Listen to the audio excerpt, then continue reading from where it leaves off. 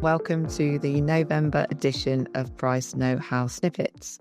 For those of you not familiar with the format, this is where we try to get out some information right at the start of the month to try to assist with any purchasing decisions that you might need to make. My name is Katherine White. I'm the Managing Director at Plastribution, and I'm joined by Mike Boswell, our Chairman, and our Product Manager for Polyolefins, Ian Chisnell. We're going to start off by asking Mike to talk to us about some of the fundamentals that could impact monomer and polymer prices this month. Over to you, Mike. Thanks, Catherine. Well, I think I'm going to start by talking about crude oil. And crude oil, as opposed to exchange rates, very much a global indicator of confidence in the economy. And that continues to decline, really. What we're seeing is lower averages, lower maximums and lower minimums in terms of what's going on. So to put that in real terms, back in September, the average price of a barrel of oil in dollars was $67.32. That dropped to $63.87, a drop of $3.45. The minimum dropped from $65.5 per barrel down to $61.01, a drop of $4.49. And the maximum dropped from $69.22 to $66.25, a drop of $2.97. For those you pay your prices in pounds per tonne, which relates to polymers much more easily, the price in September was an average £376.80, and that dropped to £360.25, a drop of £16.55. I'm sure that'll come into Ian's conversations in and around monomer movements. Exchange rates, well, what I'm going to tell you to start with, we're going to look at averages for September and October, and we'll qualify that also with what's been happening in the last few days.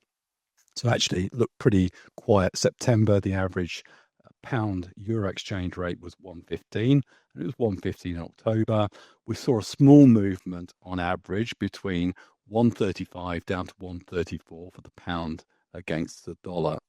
But what has happened in the last few days is we've had the pre-budget announcement from Rachel Reeves, in which taxation is expected to increase, and there has been an impact on the value of sterling, and basically sterling has dropped significantly, both against the euro and the dollar. And against the dollar, it's about 3 cents, which is going to have some inflationary impact for sure in terms of anything coming from the US, and of that, certainly polyethylene will form part of the story. So, watch what happens there, because I think that's going to be something we're going to see at least down into the 130s, probably up until the budget, and then we may see some further movement, maybe upwards, maybe downwards. But I think people are now anticipating that the budget's going to be negative for the UK economy and consumer confidence.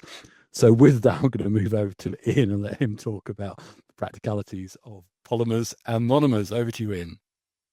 Many thanks, Mike. So as Mike talked about, oil prices went down, and with it, naphtha prices also went down. So the monomers, both for ethylene C2 and propylene C3, both reduced by €25 a tonne, taking the C2 price down to €1,105 a tonne.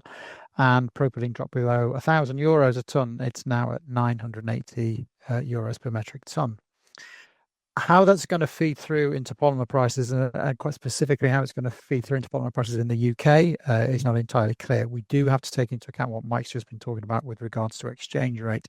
So even if people pass through the €25 a tonne reduction, you're not going to see a lot of movement in the sterling price, simply because of exchange rate effects. Not all producers are currently passing through that reduction. There's a lot of them who are considering that we're already at the bottom of pricing. Their argument is that monomer prices and polymer prices became disconnected some time ago, that, when monomers were rolling over, they were forced to pass through reductions, and they're not inclined to do it anymore because the prices are so low. Some producers, though, are already looking to pass through the €25 a tonne. But there is still a general sort of sentiment that is the very last that they're going to do.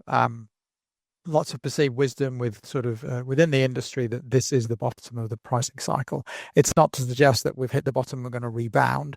I think we've hit the bottom and we're going to bobble for quite some time, because there's nothing to suggest that prices are going to have any significant upward pressure in the near future.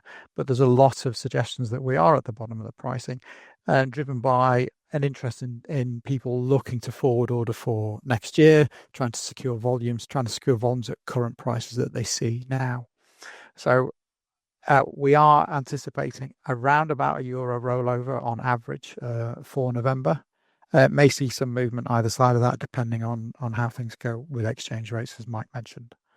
And look forward to seeing what happens.